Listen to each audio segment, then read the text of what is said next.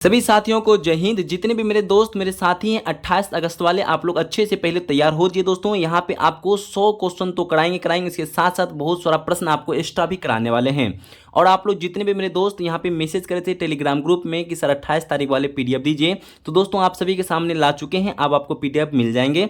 पूरा क्लास को पहले कर लीजिए दोस्तों, अंत तक बने रहिएगा और आपको पता चल जाएगा दोस्तों ये पीडीएफ तैयार करने में कितना समय और लगा होगा दोस्तों, कितना मेहनत लगा होगा दोस्तों। ये मेहनत का फल आप लोग जरूर दीजिए दोस्तों। आप लोग सपोर्ट कीजिएगा इस क्लास को और जितने भी मेरे दोस्त मेरे साथी 28 तारीख वाले होंगे उनको शेयर जरूर कर दीजिएगा। उनको कहिए दोस्तों ये पूरा पीडीएफ आप सभी के लिए एग्जाम के लिए बहुत ही महत्वपूर्ण होने वाला है और ये है भी क्वेश्चन दोस्तों।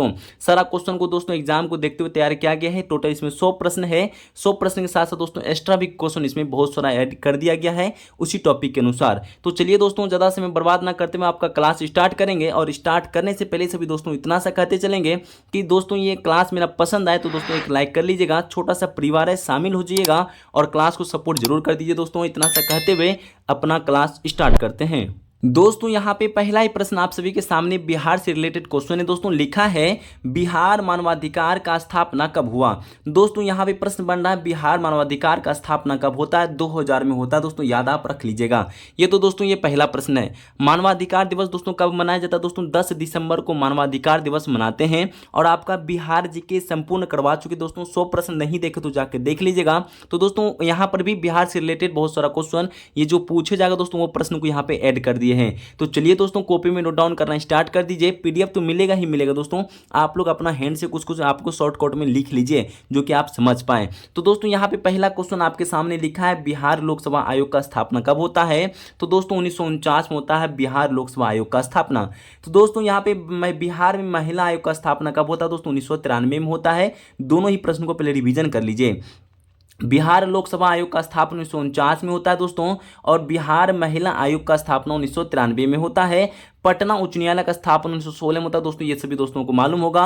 दोस्तों यहाँ पे पीएमसीएच का स्थापना 1925 में होता है दोस्तों, यहाँ पे नोट डाउन कर लीजिए। तो दोस्तों यहाँ पे चलिएगा हम आपको और कुछ दिखाते दोस्तों। यहाँ पे लिखा है पटना विश्वविद्यालय। पटना विश्वविद्यालय दोस्तों 1917 में होता है दोस्तों स्थापना। राष्ट्रीय महिला आयोग का स्थापना 1992 में होता है दोस्तों, याद आप रख लीजिएगा।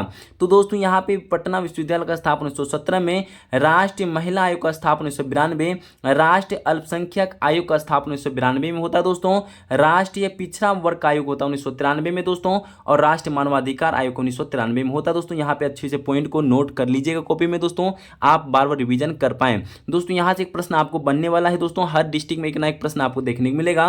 तो प्रश्न नंबर 2 में लिखा है दोस्तों निम्नलिखित में से उत्तर से दक्षिण जिला में व्यवस्थित करें। दोस्तों यहाँ पे प्रश्न आपका ऑप्शन अनुसार यहाँ पे सेटिंग कर चुके हैं।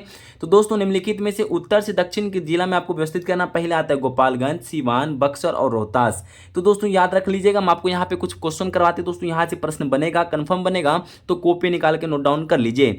तो पहला प्रश्न बना दोस्तों बिहार के सबसे उत्तरी जिला।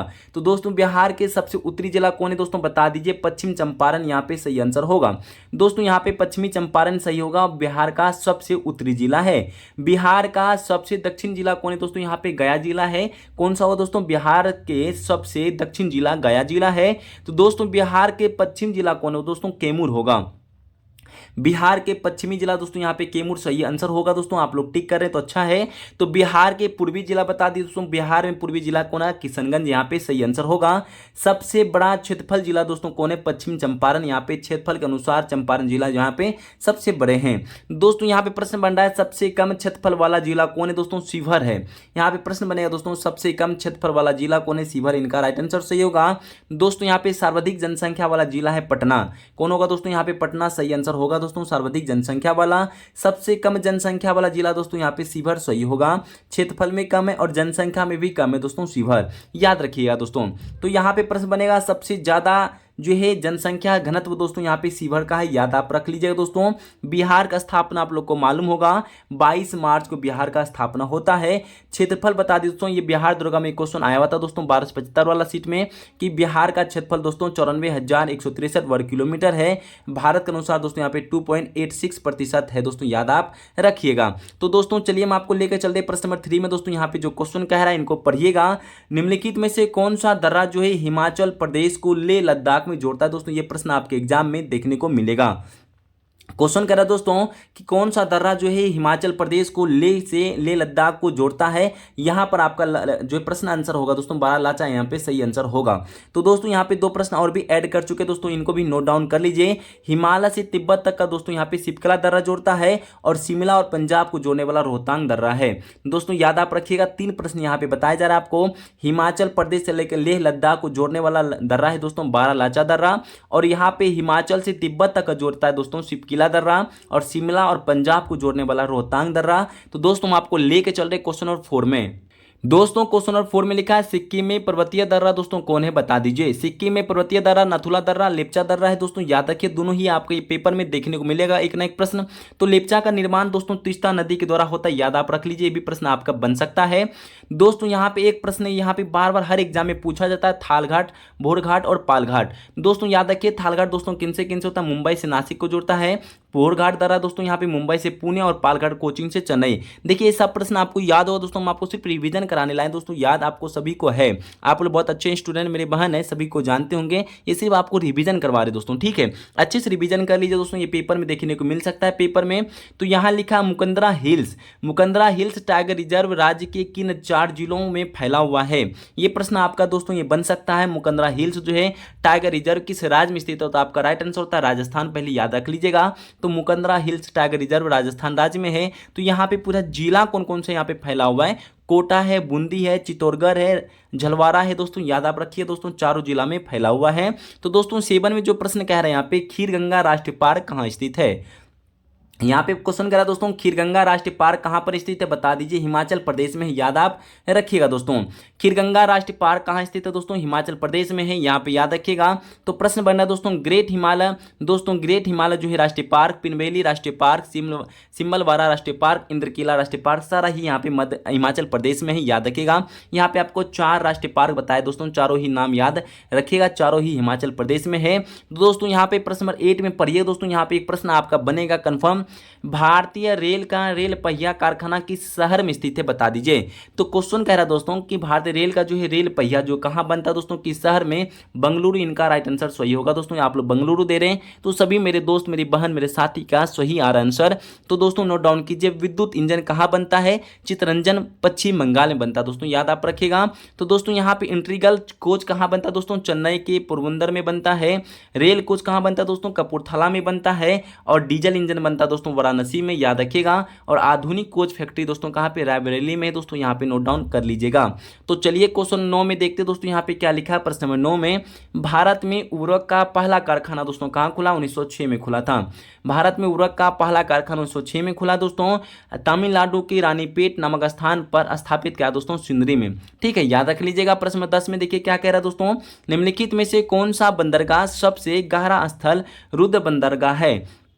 तो प्रश्न बनेगा दोस्तों, प्रश्न नंबर 10 में लिखा है निम्नलिखित में से कौन सा बंदरगाह जो है सबसे गहरा स्थल रुद्र बंदरगाह है, विशाखापट्टनम, इनका राइट आंसर सही होगा दोस्तों, याद आप रखिएगा, ये पेपर में देखने को मिलेगा।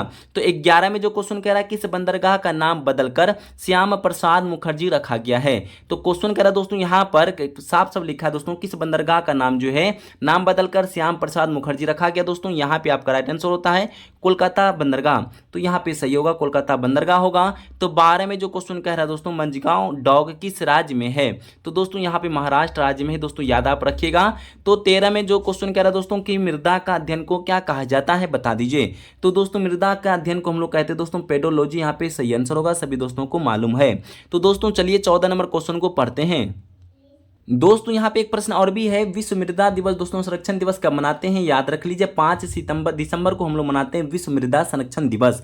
ये दोस्तों दिवस एक प्रश्न बन सकता है आपके पेपर में, याद रख लीजिएगा, किसी न किसी जिला में दोस्तों ये प्रश्न बनेगा कि विश्व जो है मृदा संरक्षण दिवस 5 दिसंबर को मनाते हैं। और कल एग्जाम देने के बाद दोस्तों ये PDF से क्वेश्चन आता हो तो आप लोग कमेंट में लिख के बता दीजिएगा, टेलीग्राम पर लिख के बता दीजिए दोस्तों, ठीक है। तो चलिए यहाँ पे 14 नंबर जो क्वेश्चन कह रहे हैं यहाँ पे, गंगा के जलोढ़ मिट्टी की भूमि सतह के नीचे लगभग कितना है दोस्तों, 600 मीटर है दोस्तों, याद आप रखिएगा। तो यहाँ पे 15 में लिखा है दोस्तों, गंगा के मैदान की पुरानी कछारी मिट्टी क्या कहलाती दोस्तों, बागर कहलाती है। दोस्तों यहाँ पे प्रश्न बना है, गंगा के मैदान की पुरानी कछारी मिट्टी को हम लोग बागर कहते हैं। तो 16 में कहता है दोस्तों क्वेश्चन की कपास की खेती के लिए सर्वोत्तम मिट्टी कौन है दोस्तों, आप लोग को मालूम है काली मिट्टी यहाँ पे सही आंसर होगा। कपास की खेती के लिए दोस्तों सर्वोत्तम मिट्टी होती है दोस्तों काली मिट्टी, यहाँ पे सही आंसर होता है। तो 17 नंबर क्वेश्चन को पढ़िए दोस्तों, लावा के प्रभाव से किस मिट्टी का निर्माण होता है। दोस्तों लावा के प्रभाव से कौन सी मिट्टी का निर्माण होता है दोस्तों, काली मिट्टी यहाँ पे सही आंसर होगा, याद रखिएगा। तो दोस्तों 18 नंबर क्वेश्चन में क्या कह रहा है दोस्तों, इनको पढ़िएगा, काली मिट्टी किस फसल की खेती के लिए सर्वाधिक उपयोगी होता है। दोस्तों यहाँ पे आप लोग को मालूम हो काली मिट्टी जो है दोस्तों कपास की खेती के लिए सबसे उपयुक्त होता है दोस्तों, याद रखिएगा। तो 19 नंबर क्वेश्चन को पढ़िए दोस्तों, लिखता है 19 नंबर क्वेश्चन में कि किस मिट्टी में कृषि के लिए सिंचाई की आवश्यकता नहीं होती है। दोस्तों याद रखिए, किस मिट्टी में कृषि के लिए सिंचाई की आवश्यकता नहीं होती दोस्तों, काली मिट्टी यहाँ पे सही आंसर होता है दोस्तों, याद आप रखिएगा। तो 20 नंबर क्वेश्चन में लिखा दोस्तों, भारत में लाल मिट्टी का सर्वाधिक विस्तार कहाँ पाया जाता है दोस्तों, बता दीजिए। तो दोस्तों आप लोग को मालूम होगा लाल मिट्टी का विस्तार दोस्तों कहाँ पे, आंध्र प्रदेश व तमिलनाडु राज्य यहाँ पे सही आंसर होगा दोस्तों। इससे प्रैक्टिस सेट में आपको करवाए थे पहले भी। 21 नंबर क्वेश्चन को बता दीजिए, लेटराइट मिट्टी जो है महत्वपूर्ण रूप से पाई जाती है दोस्तों कहाँ पर। तो लेटराइट मिट्टी महत्वपूर्ण रूप से पाई जाती है दोस्तों मालाबार तटीय क्षेत्र में दोस्तों, याद आप रखिएगा। तो चलिए हम आपको लेकर चलते 22 नंबर क्वेश्चन को पढ़िएगा, धान की खेती के लिए अति उपजाऊ भूमि कौन सी होती है। दोस्तों आप लोग देखिए टॉपिक बाय टॉपिक पे यहाँ पे एक एक करके आपको दिया जा रहा है दोस्तों, यहाँ पे ज्योग्राफी चल रहा है, इसी तरह सारा सब्जेक्ट इसमें मिक्स क्वेश्चन दिया गया है, सारा क्वेश्चन प्रीवियस और आपके एग्जाम में देखने वाला है, पेपर में देखने वाला प्रश्न यहाँ पे आपका ऐड कर दिया गया दोस्तों, यहाँ पे देखिए और अंत तक बने रहिएगा। इसके बाद क्लास खत्म होने के बाद आप बता दीजिएगा क्या ये पीडीएफ आप सभी के लिए उपयोगी है या ना है। तो दोस्तों चलिए यहाँ पे 22 में जो कह रहा है दोस्तों, धान की खेती के लिए अति उपजाऊ भूमि कौन है दोस्तों, दोमट मिट्टी यहाँ पे सही आंसर होगा। तो 23 नंबर क्वेश्चन को पढ़िए, यहाँ लिखा है पौधों को सबसे अधिक पानी मिलता है। तो दोस्तों सबसे अधिक पानी मिलता है दोस्तों चिकनी मिट्टी, यहाँ पे सही आंसर होता है। तो चलिए 24 नंबर क्वेश्चन दोस्तों, ये बहुत इंपॉर्टेंट प्रश्न है दोस्तों, एक ना एक जिला में देखने को मिलेगा। वन अनुसंधान केंद्र कहां पर, देहरादून में स्थित है वन अनुसंधान केंद्र, याद रखिएगा। तो दोस्तों यहां से एक फसल से प्रश्न बनता है दोस्तों हर एग्जाम में, रबी की फसल। रबी की फसल को हम लोग शीतकालीन फसल भी कहते हैं दोस्तों, याद रखिए, दोनों ही नाम आपको याद रखना चाहिए। तो दोस्तों पहले पूछा रबी की फसल बुआई कब होता है, अक्टूबर नवंबर में। तो दोस्तों बुआई कब होता है, अक्टूबर नवंबर में होता है दोस्तों। कटाई कब होता है, तो याद रखिए मार्च अप्रैल में इनकी कटाई हो जाती है। तो बोते दोस्तों अक्टूबर नवंबर में, काट लेते हैं हम लोग मार्च अप्रैल में। रबी फसल शीत ऋतु की फसल है दोस्तों, याद रख लीजिएगा। तो दोस्तों इसमें कौन कौन सा फसल होता है दोस्तों, यहाँ पे याद रखिएगा, इसी तरह ऑप्शन बना के देगा आपको। गेहूं है इसके अंदर, जो है सरसों है, चना मटर आलू राई और असली मसूर है दोस्तों, अलसी और मसूर।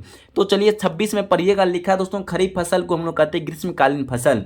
दोस्तों यहाँ पे याद रखिए खरीफ फसल को हम लोग ग्रीष्मकालीन फसल भी कहते हैं दोस्तों, यहाँ पे जून जुलाई में होता है दोस्तों, इसकी कटाई नवंबर दिसंबर में होता है। बुआई होता है दोस्तों जून जुलाई में, कटाई होता है नवंबर दिसंबर में। चलिए इसको कुछ और पॉइंट को देखते हैं दोस्तों। यहाँ पे दोस्तों यहाँ लिखा है खरीफ फसल मुख्य रूप से मानसून ऋतु की फसल है दोस्तों, याद आप रख लीजिएगा। तो चलिए हम आपको 27 में लेके चलते हैं दोस्तों, लिखा है जायद फसल।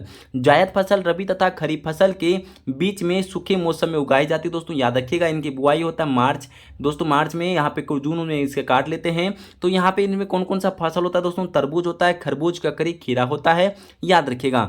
तो 28 में जो क्वेश्चन कह रहा है दोस्तों, यहाँ पे महात्मा गांधी छत्तीसगढ़ में प्रथम आगमन हुआ तो दोस्तों कब हुआ था, बता दीजिए, प्रश्न बनने वाला है।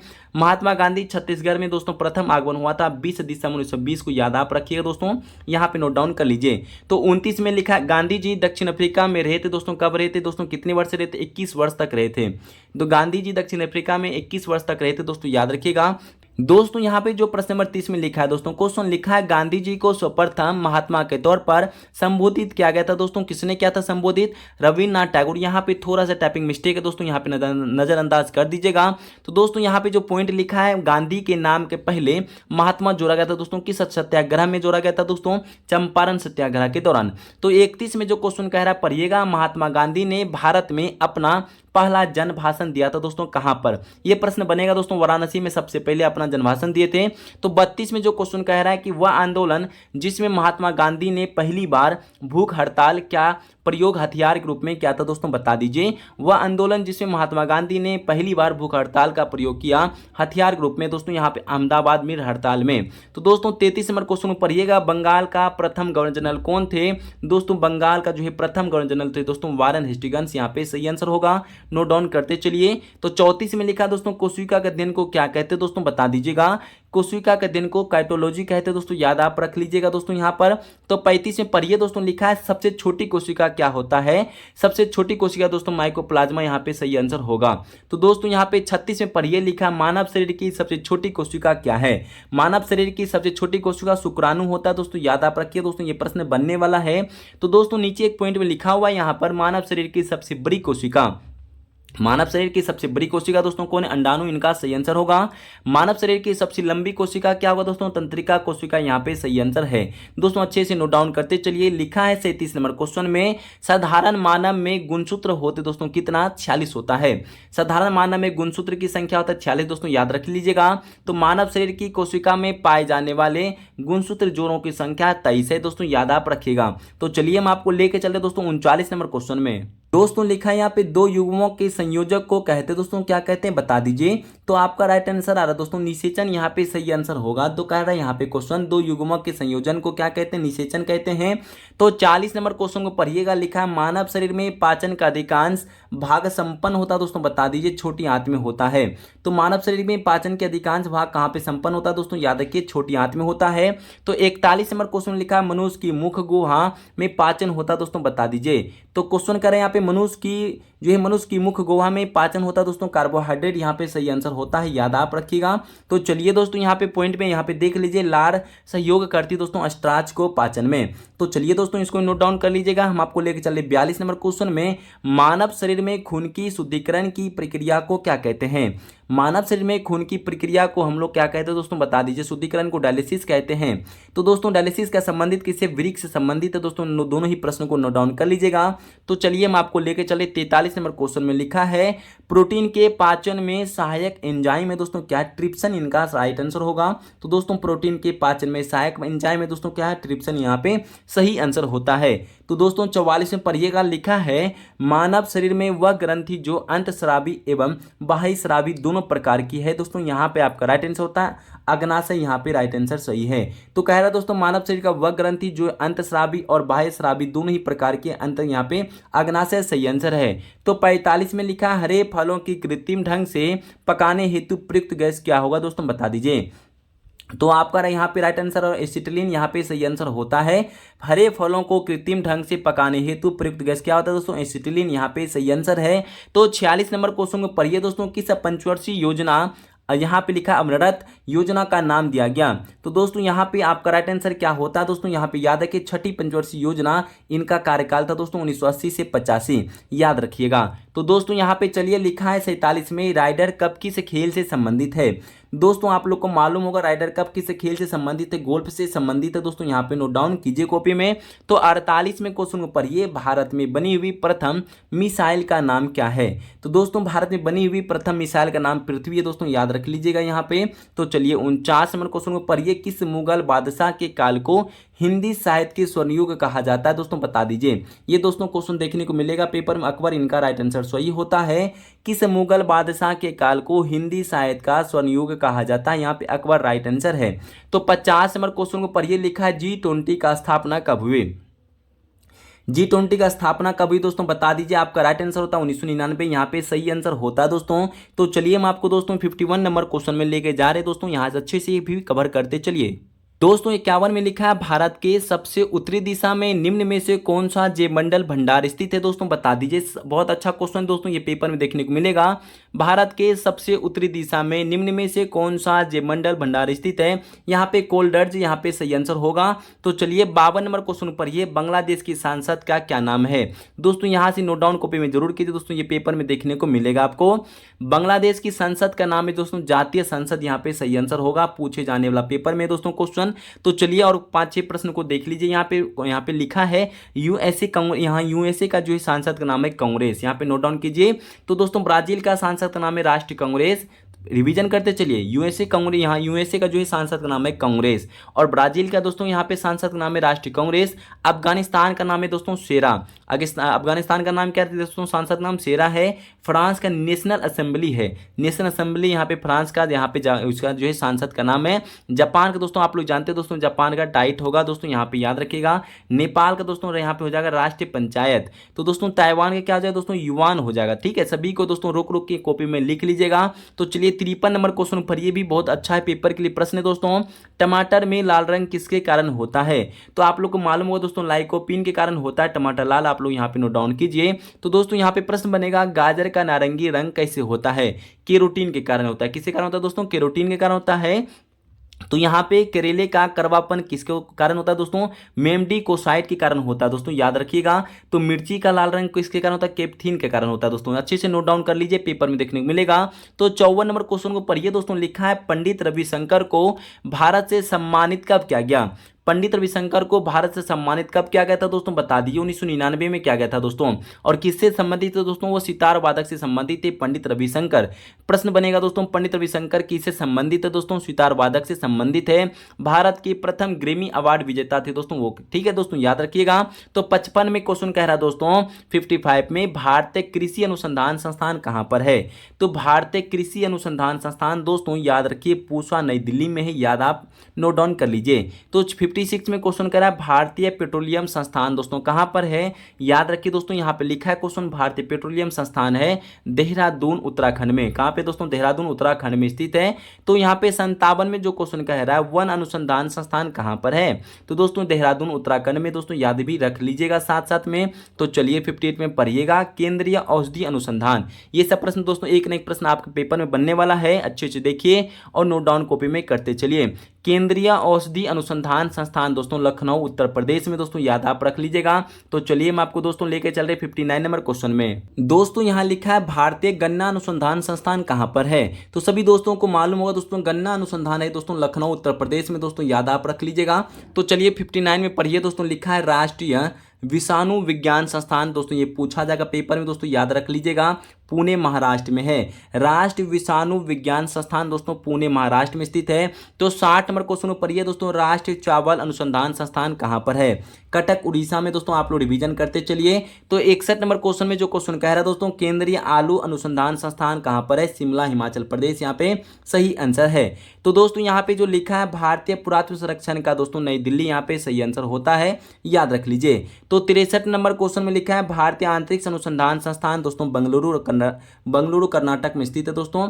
भारतीय दोस्तों अंतरिक्ष अनुसंधान कहां पर स्थित है दोस्तों? यहाँ पे बंगलुरु कर्नाटक में स्थित है। तो 64 नंबर क्वेश्चन में लिखा है दोस्तों चिश्ती संप्रदाय की स्थापना किसके द्वारा की गई दोस्तों? तो प्रश्न बनेगा दोस्तों चिश्ती संप्रदाय की स्थापना किसके द्वारा की गई थी? ख्वाजामुद्दीन चिश्ती के द्वारा की गई थी दोस्तों, याद रख लीजिएगा। तो यहाँ पे 65 में लिखा है दोस्तों विश्व व्यापार संगठन का स्थापना कब हुआ? दोस्तों WTO का स्थापना होता है 1995 में दोस्तों, याद रख लीजिए। इसकी हेडक्वार्टर जिनेवा में स्थित है। दोनों प्रश्न में से दोस्तों एक प्रश्न आपके पेपर में बनने वाला है दोस्तों। यहाँ पे 66 नंबर क्वेश्चन लिखा है दोस्तों अंडमान और निकोबार द्वीपों का नेताजी सुभाष चंद्र ने नया नामकरण क्या किया गया दोस्तों? बता दीजिए। इसका नाम रखा शहीद ए स्वराज, शहीद एवं स्वराज, यहाँ पे सही आंसर होगा। तो चलिए 67 नंबर क्वेश्चन पढ़ लीजिए दोस्तों, लिखा प्रति वर्ष विश्व धरोहर दिवस कब मनाया जाता है? दोस्तों ये प्रश्न को नोट डाउन कर लीजिए दोस्तों, यहाँ पे देखने को मिलेगा 18 अप्रैल, यहाँ पे सही आंसर है। तो 68 नंबर क्वेश्चन को पढ़िए प्रथम व्यक्तित्व जो है व्यक्तिगत सत्याग्रह 1940 में किसने किया था दोस्तों? विनोबा भावे, यहाँ पे सही आंसर होता है। तो प्रश्न बन रहा है यहाँ पे प्रथम व्यक्तिगत सत्याग्रह 1940 में किसने किया था? विनोबा भावे, यहाँ पे सही आंसर है। तो सेकंड जो पूछे दोस्तों सेकंड इनका राइट आंसर होगा, जवाहरलाल नेहरू इनका सही आंसर है। तो दोस्तों यहाँ पे 69 नंबर क्वेश्चन पर ये यहाँ पे लिखा है किस धर्म गुरु ने धर्म प्रसार के लिए 22 गद्दियों का स्थापना की थी दोस्तों? गुरु अमरदास ने किया था दोस्तों, याद आप रखिएगा। तो 70 नंबर क्वेश्चन को पढ़िए अमृतसर की स्थापना किस गुरु ने की थी, बता दीजिए। तो दोस्तों यहाँ पे अमृतसर की स्थापना किस गुरु ने की थी दोस्तों? गुरु रामदास, यहाँ पे सही आंसर होता है। तो 71 नंबर क्वेश्चन में पढ़िए जो है यहाँ लिखा अमनगढ़ टाइगर रिजर्व किस राज्य में स्थित है? अमनगढ़ दोस्तों यहाँ पे उत्तर प्रदेश राज्य में स्थित है दोस्तों, याद आप रख लीजिए। यहाँ पे सही आंसर होता है आपका उत्तर प्रदेश, यहाँ पे राइट आंसर है। तो दोस्तों चलिए 72 नंबर दोस्तों यहाँ लिखा है प्रोजेक्ट टाइगर दोस्तों कब हुआ था दोस्तों? चिपको विद्रोह दोस्तों कब हुआ था? 1973। दोनों ही प्रश्न का राइट आंसर होता है 1973 सही है। तो 72 नंबर क्वेश्चन पढ़िए चरक कनिष्क के दरबारी चिकित्सक थे दोस्तों, बता दीजिए। चरक दोस्तों कनिष्क के दरबारी में चिकित्सक कौन थे? कनिष्क, यहाँ पे सही आंसर होता है। तो दोस्तों 73 में जो क्वेश्चन कर रहा है, बिहार मानवाधिकार आयोग दोस्तों कब हुआ था? 3 जनवरी 2000 को। तो दोस्तों याद रख लीजिएगा, यहाँ पे एक प्रश्न बनेगा, भारतीय मानवाधिकार आयोग हुआ था दोस्तों तो 12 अक्टूबर 1993 को। तो दोस्तों यहाँ लिखा है 74 में उत्कल दिवस कब मनाते दोस्तों? उड़ीसा में दोस्तों 1 अप्रैल को मनाते हैं, याद रख लीजिएगा। तो यहाँ पे लिखा विश्व ओजोन दिवस कब मनाते दोस्तों? 16 सितंबर को हम लोग विश्व ओजोन दिवस मनाते हैं। तो दोस्तों यहाँ पे एक बार और भी पढ़ लीजिए दोस्तों, लिखा है विश्व वेटलैंड दिवस 2 फरवरी को हम लोग मनाते हैं। तो दोस्तों यहाँ पे क्वेश्चन 75 है दोस्तों, यहाँ पे लिख दिया गया नोट में दोस्तों, यहाँ पे क्वेश्चन 75 में लिखा है धारा की इकाई दोस्तों एम्पियर होता है। तो चलिए दोस्तों यहाँ पे लिखा आवेश की इकाई क्या होता है दोस्तों, यहाँ पे प्रश्न बनेगा, आवेश की इकाई होता है दोस्तों कूलम। आवेश की इकाई क्या होता है दोस्तों? कूलम होता है। ऊर्जा की इकाई क्या होता है दोस्तों? जूल होता है। ऊर्जा की इकाई क्या होगा दोस्तों? यहाँ पे जूल सही आंसर होगा। प्रतिरोध की इकाई होता है दोस्तों ओम। सारा प्रश्न को अच्छे से रिवीजन कर लीजिएगा। तो दोस्तों 76 नंबर क्वेश्चन में लिखा है विवेकानंद स्मारक स्थित है। विवेकानंद स्मारक स्थित दोस्तों तमिलनाडु, यहाँ पे सही आंसर होता है दोस्तों, याद रख लीजिएगा। तो 77 में जो प्रश्न आ रहा है दोस्तों, यहाँ पे कह रहा है धौलपुर हाउस किसका कार्यालय है? दोस्तों यहाँ पे प्रश्न आ रहा है धौलपुर हाउस दोस्तों किसका कार्यालय है दोस्तों, बता दीजिए। संघ लोक सेवा आयोग का कार्यालय दोस्तों, यूपीएससी का। तो चलिए 78 में जो क्वेश्चन दोस्तों, ये बार बार प्रश्न आप पूछा जाता है, 49वां समांतर रेखा किन 2 देशों को जोड़ती दोस्तों, बता दीजिए। अमेरिका और कनाडा को जोड़ता है। तो दोस्तों यहाँ पे 79 में जो क्वेश्चन कह रहा है, इनको पढ़िए, स्वर्ण मंदिर बनाने के लिए किस सम्राट ने भूमि उपलब्ध करवाई? तो ये प्रश्न बन सकता है पेपर में दोस्तों, स्वर्ण मंदिर बनवाने के लिए किस सम्राट ने भूमि उपलब्ध करवाई दोस्तों? अकबर यहाँ पे सही आंसर होता है दोस्तों, याद रखिएगा। तो 80 नंबर क्वेश्चन कह रहा है बॉक्साइट का अधिकतम उत्पादन कौन सा राज्य करता है?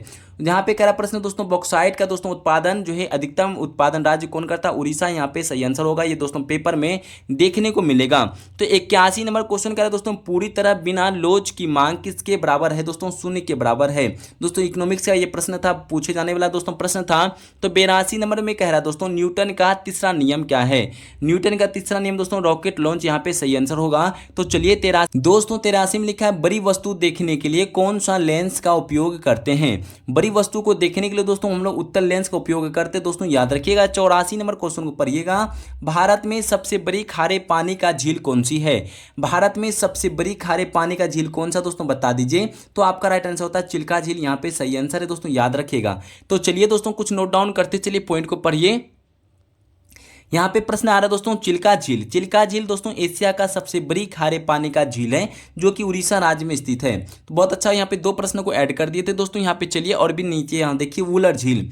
वुलर झील दोस्तों यहाँ तो जम्मू और कश्मीर में है। यह भारत की सबसे बड़ी मीठे पानी का झील है। यहाँ पर भी 2 प्रश्न यहाँ पे ऐड किया गया दोस्तों, वुलर झील। तो पहले पूछा तो वुलर झील कहाँ है? जम्मू एंड कश्मीर में है, और भारत की सबसे बड़ी मीठे पानी का झील है दोस्तों, आप लोग अच्छे से याद रखिएगा।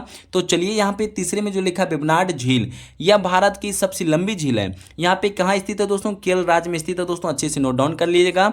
यहाँ पे सामर झील लिखा है, यह भारत की सबसे बड़ी जो है अंतर्देशीय नामक झील है और राजस्थान में स्थित है।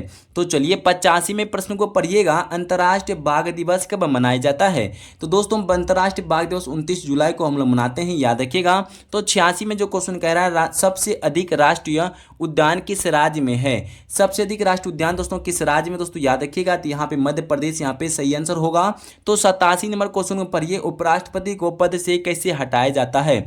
दोस्तों यहाँ उपराष्ट्रपति से सारा प्रश्न यहाँ पे एग्जाम में पूछे जाने वाले, यहाँ पे सारा प्रश्न को ऐड कर चुके हैं, अच्छे से इनको देख के रिवीजन कर लीजिए। उपराष्ट्रपति को पद से कैसे हटाया जा सकता है? राज्यसभा के संकल्प के द्वारा। किसके द्वारा दोस्तों? राज्यसभा के संकल्प के द्वारा हटाया जाता है दोस्तों। तो यहाँ पे पढ़िए, निर्वाचन में भाग कौन कौन लेता है? राज्यसभा और लोकसभा के सभी सदस्य लेते हैं निर्वाचन भाग में। तो दोस्तों ये प्रश्न बनेगा, उपराष्ट्रपति को निर्वाचन में कौन कौन सा सदस्य भाग लेता है?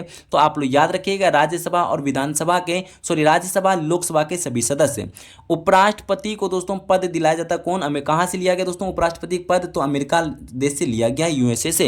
ये भी याद रखिए दोस्तों, प्रश्न बनेगा आपका, उपराष्ट्रपति का दोस्तों यहाँ पे जो पद है किस देश से लिया गया? तो अमेरिका से लिया गया है। शपथ एवं त्याग दोस्तों यहाँ पे कह रहा है दोस्तों, शपथ एवं त्याग पत्र किस कौन देता है? राष्ट्रपति से यहाँ पे होता है दोस्तों, उसको शपथ भी कौन दिलाएंगे? राष्ट्रपति, और त्याग पत्र भी राष्ट्रपति। तो यहाँ पे प्रश्न बनेगा दोस्तों, उपराष्ट्रपति अनुच्छेद किस में देख रखा है दोस्तों? यहाँ पे अनुच्छेद यहाँ पे 63 में देख रखा है। निर्वाचन अनुच्छेद तो 66 में देख रखा है दोस्तों। शपथ अनुच्छेद यहाँ पे 69 में देख रखा है दोस्तों। यहाँ पे 3 का गैपिंग याद अच्छे से रखिएगा। पहले उपराष्ट्रपति का अनुच्छेद 63, 3 बाद यहाँ पे निर्वाचन 66 और 3 बाद यहाँ पे शपथ 69 में। तो दोस्तों यहाँ पे प्रश्न बनेगा आपका, कार्यकाल के दौरान किनका मौत हो गया था दोस्तों? उपराष्ट्रपति का कृष्णकांत का हुआ था दोस्तों, याद रखिएगा। तो एक प्रश्न यहाँ पर और भी 2 प्रश्न यहाँ पे ऐड किया हुआ है।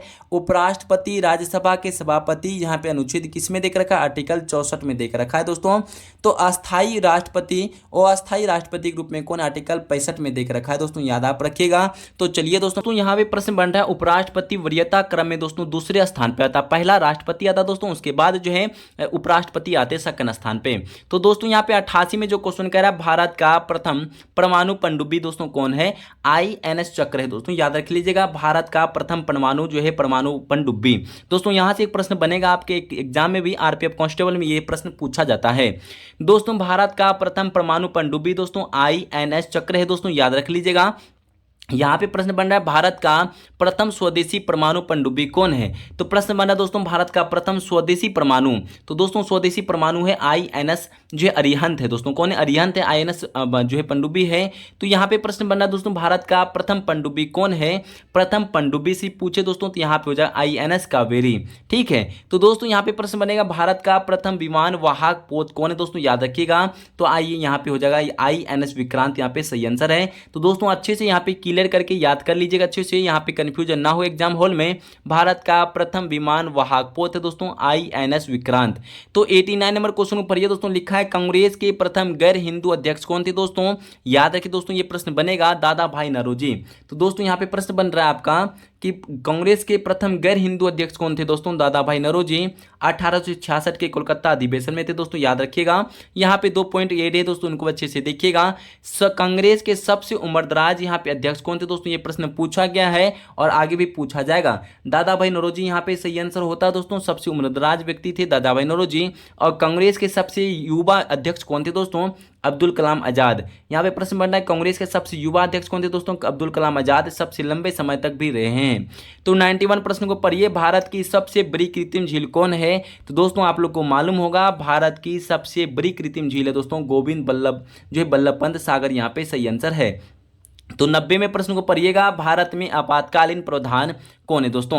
भारत में आपातकालीन प्रावधान जर्मनी के वाइमर संविधान लिया गया दोस्तों। अभी जो है यहाँ पे प्रश्न बन रहा है आपका, आपातकालीन प्रावधान किस देश से लिया गया है? जर्मनी के वाइमर संविधान में से लिया गया है दोस्तों, याद रख लीजिएगा।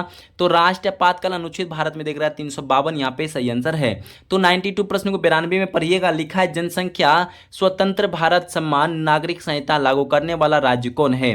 दोस्तों आपका राइट आंसर होता है उत्तराखंड, यहाँ पे सही आंसर है 92 नंबर प्रश्न का। तो 93 नंबर प्रश्न में लिखा है, अनुच्छेद 40 में क्या देख रखा है दोस्तों? पंचायत का यहाँ पे देख रहा है गठन।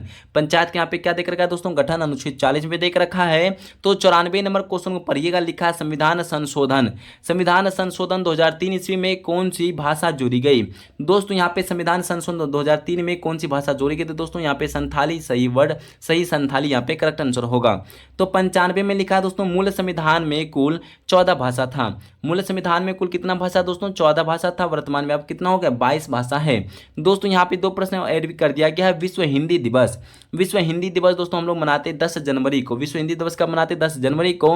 राष्ट्रीय हिंदी दिवस मनाते दोस्तों हम लोग 14 सितंबर को। दोनों ही प्रश्न को दोस्तों अच्छे से कंफ्यूजन ना हो पढ़ लीजिए पहले। विश्व हिंदी बोले तो दोस्तों 10 जनवरी, राष्ट्रीय बोले तो यहाँ पे 14 सितंबर। तो चलिए कुछ प्रश्न को और भी देखते हैं दोस्तों। लिखा है हिंदी का एक राजकीय भाषा दोस्तों, अनुच्छेद 343 में देख रखा है दोस्तों, याद रख लीजिएगा। तो पूछा जाएगा दोस्तों हिंदी भाषा किस अनुच्छेद में देख रखा है? 343 में। तो यहाँ पे 96 में लिखा है दोस्तों, गृह चमकीले दोस्तों, यहाँ पे ग्रह लिखा है तो यहाँ टाइपिंग मिस्टेक है दोस्तों। यहाँ पे ग्रह चमकीले किसके कारण दिखाई पड़ देता है दोस्तों? यहाँ पे परावर्तन के कारण दिखाई देता है, याद रखिएगा। तो 57 नंबर क्वेश्चन पढ़िएगा, मछली के लीवर ऑयल में कौन सा विटामिन पाया जाता है? विटामिन डी पाया जाता है दोस्तों, यहाँ पे याद रख लीजिएगा। धातु किसे कहा जाता है दोस्तों? याद रख लीजिएगा। तो दोस्तों यहाँ पे टाइटेनियम यहाँ पे सही आंसर होगा। तो दोस्तों याद रख लीजिए, यहाँ पे टाइटेनियम आपका राइट आंसर है 98 का। तो दोस्तों यहाँ लिखा है आशा की धातु, आशा के धातु यूरेनियम कहते हैं दोस्तों, यहाँ पे थोड़ा सा टाइपिंग मिस्टेक है, यहाँ पे प्लूटोनियम यहाँ पे सही आंसर होगा। तो 99 नंबर क्वेश्चन में लिखा है, सामान्य टीवी रिमोट कंट्रोल में उपयोग की जाने वाली तरंगे होती दोस्तों, क्या तरंगे होती है? अवरक्त किरण, यहाँ पे सही आंसर होगा। तो दोस्तों लास्ट क्वेश्चन है 100 में बता दीजिए, भोजन के वर्ग में प्रति यूनिट कैलोरी की मात्रा सर्वाधिक होती है दोस्तों? वसा में होता है दोस्तों, याद रख लीजिएगा। लास्ट क्वेश्चन था सेशन का। तो दोस्तों टोटल क्वेश्चन आज कितना कराया गया दोस्तों? 100 क्वेश्चन प्लस कराया गया आज आपके सेशन में। तो 100 क्वेश्चन में से कितना आज सही कर पाए दोस्तों बता बता दीजिएगा। और कितना आपका सही हुआ और आपका सेशन आज कैसा लगा दोस्तों ये भी बता दीजिएगा। सेशन पसंद आएगा दोस्तों एक लाइक कर लीजिए, अभी भी ना किए तो दोस्तों छोटा सा परिवार है, शामिल हो जाइए दोस्तों। इसी तरह आपको आगामी एग्जाम में भी देखने को मिलेगा दोस्तों। और जितने भी मेरे दोस्त मेरे भाई बहन हैं 28 अगस्त वाले उनको शेयर जरूर कर दीजिएगा। यहाँ तक बने रहने के लिए दिल से धन्यवाद। सभी साथियों को जय हिंद, जय भारत, वंदे मातरम।